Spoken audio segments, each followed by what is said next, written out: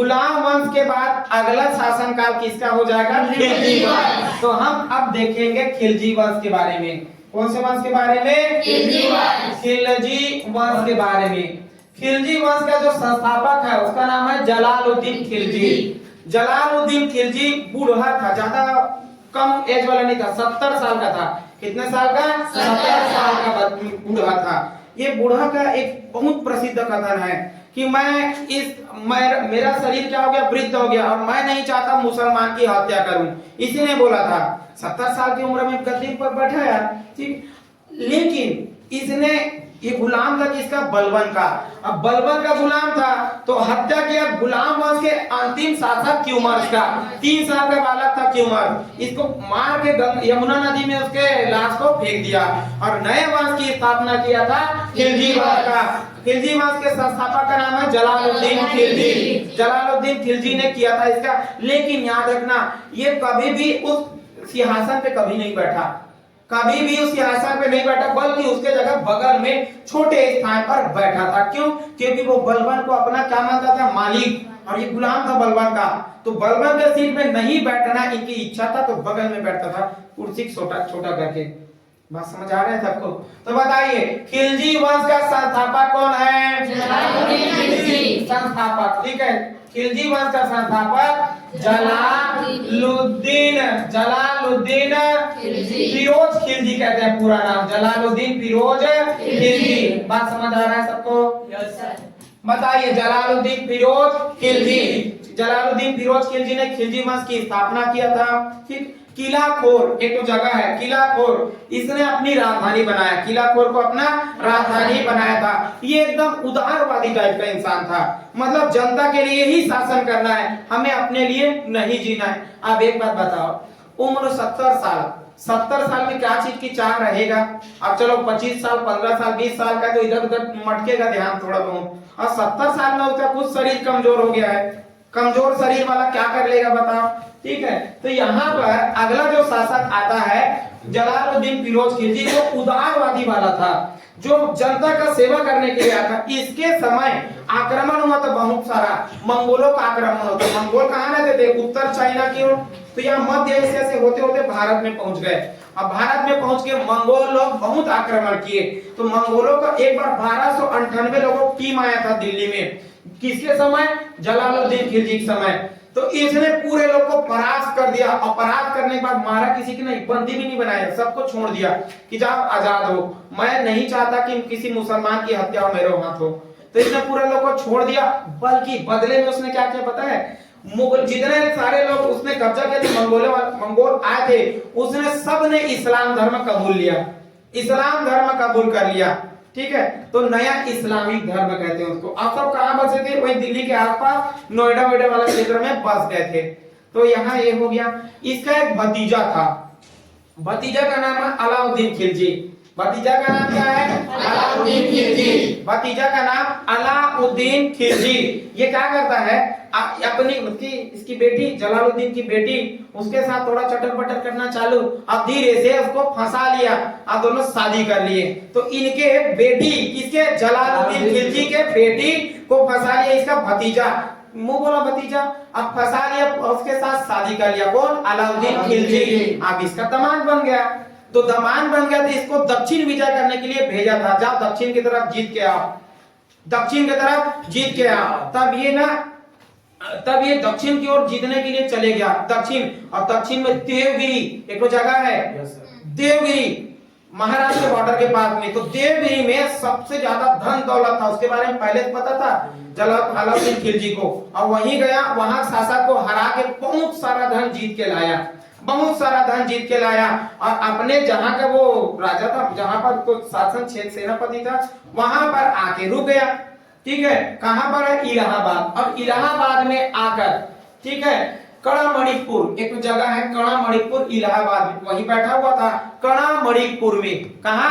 कड़ामणिपुर में। अब इसकी महानता को सुनकर कौन पहुंचा? जलालुद्दीन बधाई देने के लिए पहुंचा, बधाई देने के लिए पहुंचा। तो वहां पर वो खुश हो गया। लेकिन इसने पूछा, क्या पूछा? जलालुद्दीन ने हिसाब किताब पूछा कि इतना इतना लूटे हो, उसका कहां है लाभ पैसा, सरकारी खजाना नहीं रख रहे हो। तो इसने हत्या कर दिया 1296 में। 1296 में अलाउद्दीन खिलजी ने जलालुद्दीन खिलजी की हत्या कर दिया। किसकी हत्या कर दिया? जलालुद्दीन खिलजी की हत्या कर दिया। बात समझ आ रहा है सबको? मंगोलों का आक्रमण हुआ था। किसका आक्रमण हुआ था? मंगोलों का आक्रमण हुआ था। अब ध्यान देना चाहिए यहाँ पर, ठीक है। मैं भारत का नक्शा बना देता हूँ ताकि पता चल जाए, एक मोटा मोटा बैकग्राउंड बन जाए कि कहाँ कहाँ क्या क्या हुआ था। देखो, दिल्ली में उस समय बैठा हुआ था कौन? बता, दिल्ली का शासक जलालुद्दीन फिरोज खिलजी, ठीक है। जलालुद्दीन फिरोज खिलजी बैठा हुआ है। इलाहाबाद में बैठा हुआ है कौन? आपका अलाउद्दीन खिलजी, ठीक है, अलाउद्दीन खिलजी। अब ये इसके बेटी से शादी कर लिया कौन?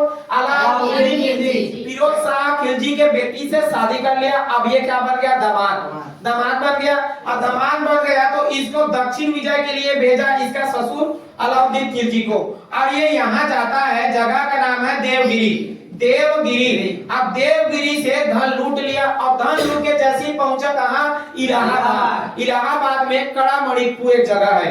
इलाहाबाद में एक जगह मैंने क्या बताया? कड़ा मणिकपुर, ठीक है। कड़ा मणिकपुर में कब का बात चल रहा है? 1286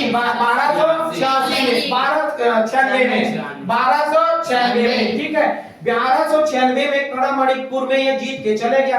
अब वहाँ पार्टी वार्टी कर रहे थे एकदम कि आओ मस्त हम लोग जीत का जश्न मनाते हैं। पीने की व्यवस्था रखा होगा, है नहीं? पीने का शौक नहीं है, फिर भी पीना पड़ेगा जीतने के बाद। कई लोग क्या सोच रहे हैं कि सिलेक्शन हो गया उसके बाद पिएंगे। अरे अभी नहीं पी रहे हो, बाद में पी के क्या मतलब, ठीक है। लवासना ट्रेनिंग सेंटर जहाँ पर मसूरी, वहाँ ट्रेनिंग सेंटर होता है तो नहीं पीने वाला भी पी लेता है। लगभग ना 90% लोग पीते हैं। उन लोग बताते, खुद बताते हैं कि इतने परसेंट लोग पीते हैं और छोटा मोटा नहीं पी रहे लोग, बहुत ज्यादा इतना पीते हैं कि कहाँ है उनको पता नहीं है, कहाँ है वो भी पता नहीं है, इतना ज्यादा पीते थे। अभी बताएंगे मुबारक साहब बारे में, वैसी टाइप का पीते थे ये लोग। तो ये कड़ा मणिकपुर में चले गए। बधाई देने के लिए पहुंचा कौन? जलालुद्दीन। बधाई देने के लिए कौन पहुंचा इसको? जलालुद्दीन। और जलालुद्दीन ने जाते ही इसको पूछा हिसाब, यहाँ पैसा कहाँ चलेगा। आपको देखो, किसान लोग में ना अच्छे काम के लिए बात करेंगे। घर में ना किसान लोग मीटिंग करेंगे, अपना अपना पारिवारिक मीटिंग, अब बोलेंगे इस साल हमारे धान का फसल इतना इतना इतना। और अब लीडर बैठे, घर के मुखिया लोग, तो बीच में पैसा का मामला भी आ जाता है। पैसा का, ये पैसा कहाँ है, वही हिसाब पता, लड़ाई झगड़ा चालू होता है कि नहीं होता है? वैसे इसी लड़ाई झगड़ा हिसाब किताब पूछा जलालुद्दीन। अब ये उसको धोखे से मार दिया।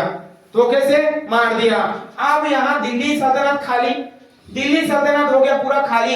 अब ये बात पता चल गया जलालुद्दीन के पत्नी को, वो तुरंत अपने दोनों बेटे को बुला लिया दिल्ली पे और राज सिंहासन में बैठाने के लिए गद्दी पर बैठा दिए कि अब से ये राजा ये है।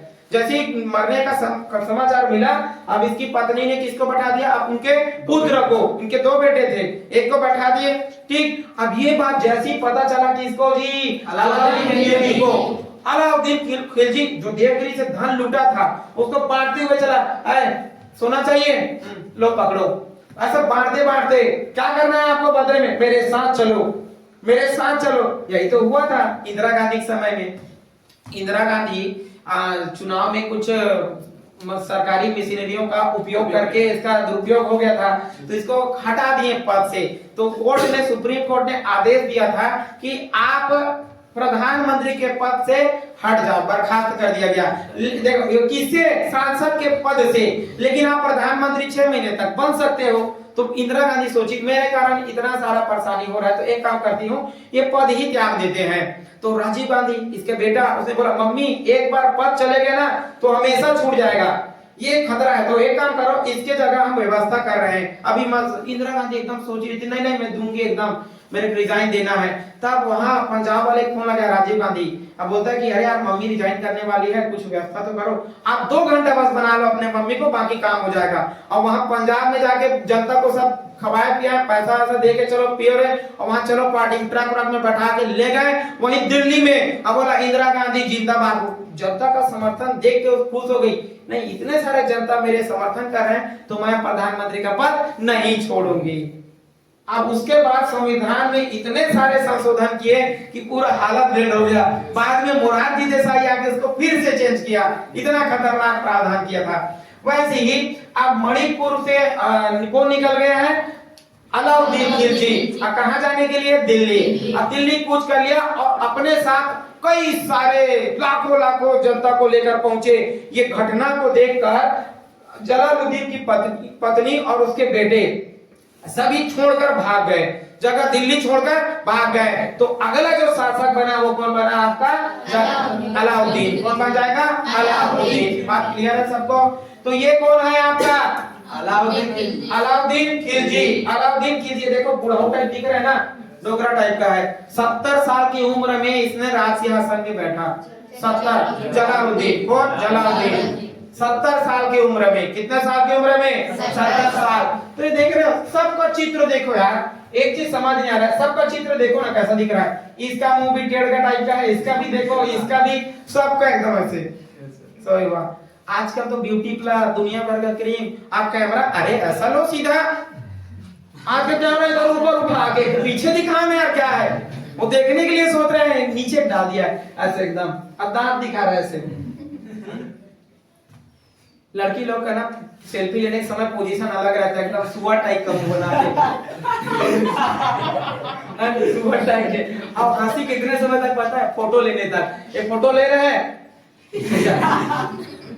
तुरंत पूछे बात खत्म, ते कौन मैं कौन, तुरंत बात खत्म। तो ये सेल्फी एल्फी जमाना।